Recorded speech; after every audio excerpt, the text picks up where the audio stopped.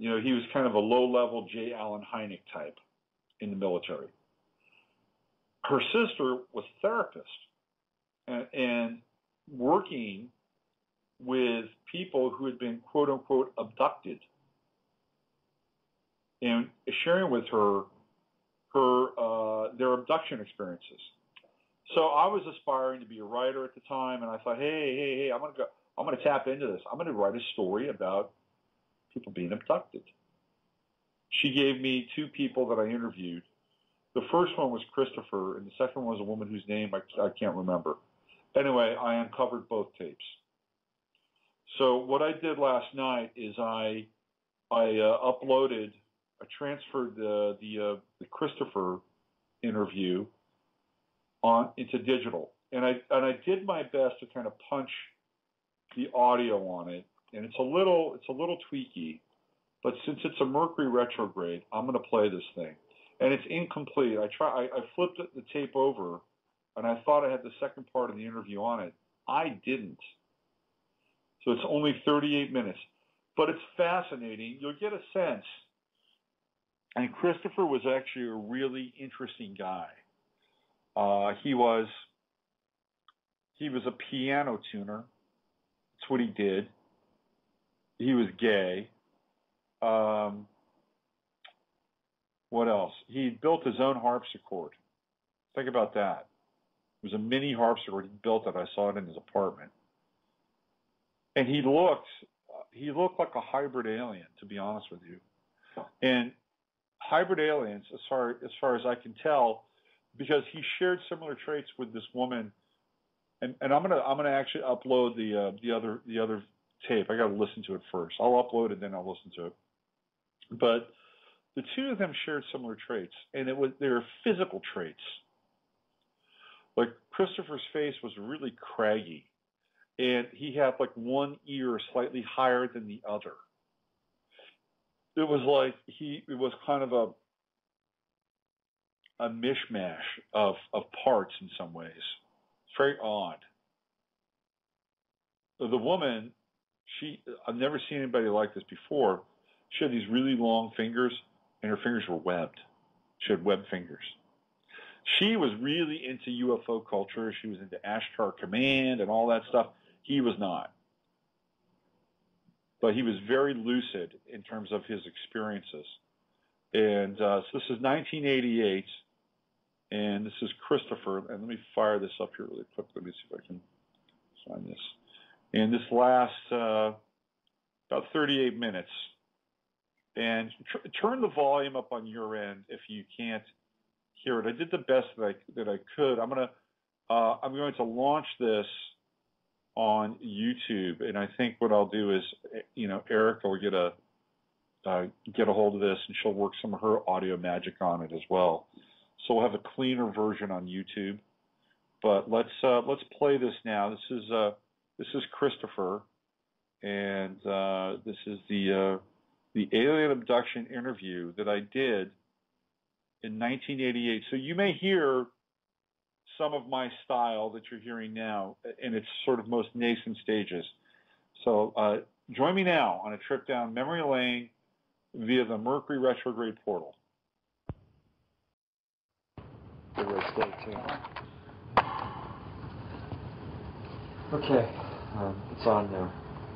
And what I thought we could do is, generally when I sit down and talk with someone, I don't have a set of questions that I have before me. Try to create a dialogue, interaction dialogue between two people. I retrieve it and go back. And every now and then I'll jot something down to express. So, when I spoke with Catherine, your name is probably one of the more prominent names that she spoke about you the most. You and Sarah as another person. And then she mentioned that you were willing to go public. I think she had said. Now, the context in which she mentioned your name happened in two different places. One was when you gained a lot of therapeutic benefits from working with Catherine. Yeah. And then another time she talked about I guess it was an actual time that you'd been abducted, which I guess was in Modesto. Well, It's been several times at different places. Yeah. There was once that I remember clearly in Modesto, but there also may have been a number of times, actually it turns out in Modesto. So. Walking down the street from the theater, I think was one. Oh, yeah, that was one of the main ones that made me realize something was going on. Mm-hmm. Mm-hmm. So I guess somewhere in between there, I'd like to connect some dots. Okay. From perhaps the first time that you felt that you experienced something very odd and very strange and were moved to inquire about it, and then maybe progressing this linear track until when you met Catherine and started to move to some of the experiences and issues and achieve some sort of resolution. Okay. Well, the time she mentioned, when I was walking home from work, I was a projectionist at a theater in Modesto, an adult movie theater. Was this the first time that you'd been inducted? No. Okay. I didn't know what had been going on much earlier. Why I was becoming more aware of the experiences that I was having between the times of 18 and 21, I'm still hypothesizing. How old are you now? I'm 32. 32. Okay. And experience in Modesto, how old were you? I was 21. Okay. I was, the experience itself, I was walking home from work. It was about 1:45 in the morning. I was walking along a 4-lane street along a churchyard that was open. At the end of the block was a railroad track, and on the other side of the railroad track was a city park on one side, and then a playing field for our junior high school on the other. And across the street from me was a row of single-story houses. And this was open churchyard with some trees in it, and the church kind of in the middle of the lot there. And I was walking along. It was a nice, warm evening. The scene of Modesto Central Valley was still warm, even though it was late. Mm-hmm. And there was no cars in the street, which isn't unusual for a weeknight in Modesto at that time of night. And I just felt real good. I was walking along, and I noticed something in the air, moving very slowly, just above the houses across the street from me. And at first, I didn't know what I was looking at quite. I just noticed there was something moving, kind of faint, soft shape, kind of in the air. Mm-hmm. And I started slowing down my pace and started looking at what this was. And the objects were emerging from the darkness. They were coming from the area of the park and the playing field where there was no light, and they were coming towards the area where there was ambient lights from the houses and street lights below that were shining up on the other side of it. Mm-hmm. And these were only like maybe 40, 50 feet above the house, the rooftops, or above the treetops, which is a little bit higher than the rooftops. And what I was watching move into the light were 3 massive cylindrical objects, like cigar-shaped objects, if you'll excuse the expression. Mm-hmm. And I was watching the front tips of them. If you would, what I was looking at the first one that was closest to me, and then I could see the tip of another one sticking a little bit further ahead of it, but on the other side of it, but it could have been connected at the side, I couldn't tell, and then there was another one, a third one, just a little bit lower, that was a little bit further out than that. So I could see the 3 tips of them, and what I was seeing at first was just the very tips of the objects, with just the light shining on them, moving into the light, very slowly, about a mile an hour, just crawling. And they were, in diameter, I would say each one was about, if you took 5 747 fuselages and made it into one big fuselage, that's how big each one was. They were all the same, they appeared to be all the same diameter. And this is down the streets of Modesto at 2 o'clock in the morning? Yeah, Modesto, right in the middle of Modesto. Right in the middle of Modesto, not out in the outskirts or anything. Right. And it was just crawling. It was moving like, say, a mile an hour. It was very slowly. And I stopped and stared. And I watched them continue to move into the light. And the more they moved into the light, the more I saw the size and shape of them. And they were huge. And what was going through your mind? I kept trying to think. It's like, you keep thinking, well, it's going to be this, or it's going to be this, or what is this you're looking at? You keep trying to put, But you had no frame of reference. No, I had no idea what it was. I had no idea what I was looking at. I was going, my God, what am I looking at? Fuck. Yeah. And it made no sound whatsoever. And the more they moved to the light, the more, I could see the length of them. And there was about at least 1.5 times the size of a football field. I mean, just huge. And when I could see clearly the bottom edge and all halfway up the sides were lit quite well with this. It was like a dull yellow glow, but it was from the houses. There was no light on them. They didn't have any flashing lights. Didn't have any windows. Didn't have any portholes. Didn't have. I mean, I could see very clearly, because the light was, the light was shining up the sides. Any variation in the surface would have shown up or created shadow.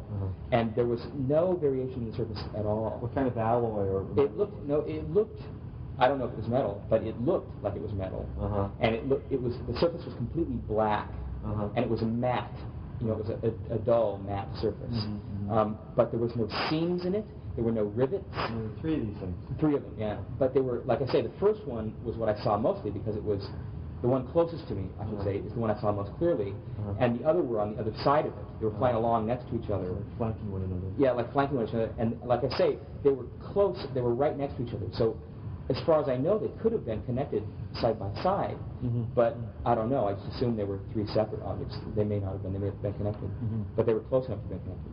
And there were no seams. Like I said, there were no seams in it. I kept looking for some kind of detail in the surface, but there was none. They were perfect. And at that point, when they were about halfway into the light and still moving, just they weren't changing speed at all, or moving up and down, or making any noise. No noise, not even a whisper, not even a hum, nothing. I realized, I thought, my God, what in fuck could be so huge and move so slowly through the air and suspend itself without making any noise like that? And I suddenly realized that I was standing right on the middle of the sidewalk. And whatever this was, it just occurred to me that whatever this was, it was being piloted obviously by something. It must have been. And if I could see them, they obviously could see me just as well. And since I didn't know what it was, I decided it was time to run. So I ran over to the churchyard, which was on my right, into the churchyard, and stood behind a tree limb that was hanging down. It was a tree limb, kind of a scrawny little tree limb that was hanging down towards the ground, and held it in front of me like it was going to hide me. But it must have looked pretty silly because there's only a couple leaves on it, so it didn't hide me at all. And so I stood there and watched them continue to move at the same pace until eventually, I saw the other ends, and then it moved off into darkness, further across town. And then as soon as it moved out of sight, I ran as fast as I could home. And I didn't check the clock, so I don't know if there was any missing time, but it was still, late at night, and I checked all the doors, locked all the windows, and checked all the closets and everything. And I don't know why, I was just terrified. I wasn't looking for. You don't know why. This is before Close Encounters or anything like that. I had no thing. But so I thought of calling the Air Force. I thought of calling Castle Air Force Base down in Merced. But for some reason I didn't. I was real scared. I thought if I do it, I'm going to get in trouble. I'm going to get in trouble if I report something like this. They're going to come out after me. They're going to come get me. Not them. I thought the Air Force was. They would come do something to me or something. So I closed my windows in my bedroom and looked up into the roof and closed them. But all the way home, when I was going home, I kept looking over my shoulder to make sure they weren't coming back in the opposite direction. And so the next morning, I sat up till the sun came up, and I went to sleep in the early morning. And when I woke up, I told my parents about what I had seen. And they said, "Oh, that's nice. Well, we don't have any explanation for you, so I don't know. It's one of those things." So I just thought this was just a UFO sighting, right? There were some other things that had been happening to me in the year or two prior to that. Now, Catherine says that you got home like 2 hours later or something like that. Well, I don't know exactly what time it was. I never claimed that it was exactly. It may have been a very short time. It may have been a couple hours. So was that an abduction experience? Yeah, it wasn't an abduction. That was, but you weren't aware of it at that time. No, I had no. I'm just explaining to you what I remember happening at the time. Okay, so but prior to that, you've been experiencing some odd things. Yeah, very odd things. Go with that. Well, 10 months before that, actually about a year before that, I was just finishing a year at Stanislaus State College in Turlock, and I had been living outside Modesto in a town called Waterford, and prior to that fall, so the fall of that school year, where I lived out this place in Waterford, some strange things happened to my friends and me, my one friend of mine and me, and then some other things happened to me that were strange on my own. My one friend and I were, actually, it was when I was 18, when I lived here in the city, there were some strange things happened too. But it's to get the whole sequence of events. When I lived here in the city, I remember having a dream when I was 18. I lived over on Cole and Grattan, up between Parnassus and Ashbury Heights. And I don't remember having the dream at the time. I remember having it when I was 20 or 21. But when I remember it, I thought, of course, this is an intense dream I had. But I never remember actually having had the dream when I lived here.